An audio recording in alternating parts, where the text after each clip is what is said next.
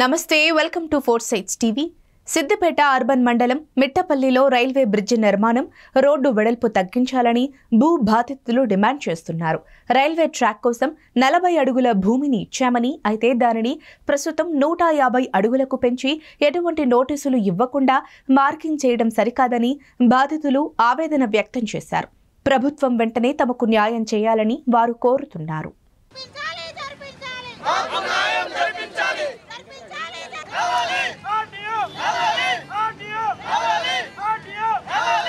వంద అడుగుల రోడ్డు వెడల్పునకు అంగీకరించామని, అయితే రోడ్డు వెడల్పు 150 అడుగులకు పొడిగించడంతో 30 ఇళ్లు, మరో 60 స్థలాల యజమానులు మొత్తం 100 కుటుంబాల్లో రోడ్డున పడతాయని వారు వాపోతున్నారు. స్థానిక ఎమ్మెల్యే ఆర్ఎన్బి అధికారులకు కూడా వినతి పత్రం సమర్పించినా న్యాయం జరగలేదన్నారు.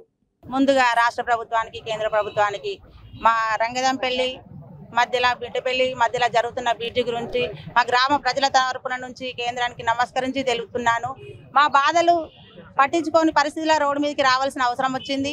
ఈరోజు క్యాంప్ కార్యాలయం ముందట మాకు చేదోడు వాదోడుగా ఉంటామని మా నాయకులు వచ్చినందుకు చాలా సంతోషము. మా బాధ ఏంటి అంటే, రైల్వే ట్రాక్ వచ్చినప్పుడు 200 మీటర్ల నుంచి 400 మీటర్ల వరకే ఫ్లైఓవర్ బ్రిడ్జి వస్తుందని మమ్మల్ని నమ్మించి ఫస్ట్ సారిగా మార్కింగ్ చేసి పనులు చేపట్టారు.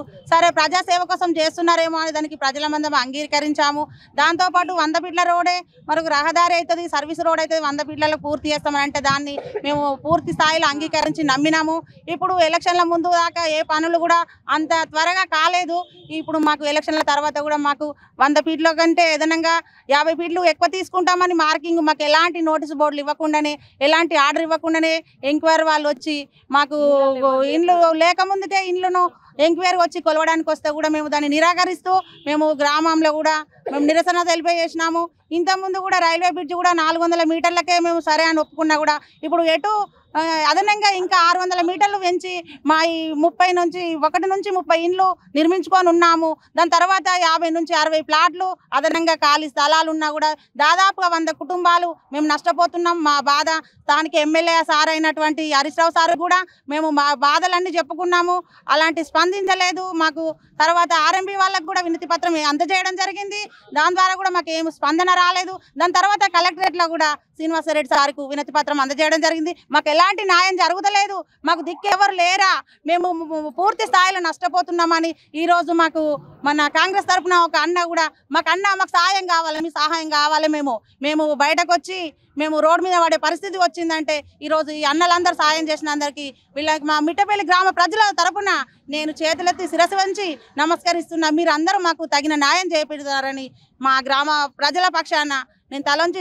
రంగదంపల్లి మిట్టపల్లి గ్రామం 2 గ్రామాల మధ్య రైల్వే కోసం వేసే బ్రిడ్జి మరి గత ప్రభుత్వం కావాలని చెప్పి మరి అక్కడ ఉన్న బాధిత కుటుంబాలు మునిగిపోతున్నా వాళ్ళని పట్టించుకోకుండా మరి తక్కువ మీటర్లు ఇచ్చి మళ్ళీ తెల్లార వరకు ఎక్కువ మీటర్ తయారు చేసుకుంటూ మరి వాళ్ళ భయంతరంగా గురిపించుకుంటూ మరి ఇవాళ వాళ్ళు నిన్నటి వరకు మొన్న ప్రభుత్వం వచ్చే వరకు కూడా వాళ్ళు ఒక్కరు కూడా రోడ్ ఎక్కకుండా భయపడి ఎవరైనా వస్తే మీ కరెంటు బిల్లు కట్టేస్తాం, మీ పింఛన్లు కట్టేస్తాం, మీ జాగా అన్ని బెదిరింపులతోటి వాళ్ళందరూ గృహాలలో ఉన్నారు.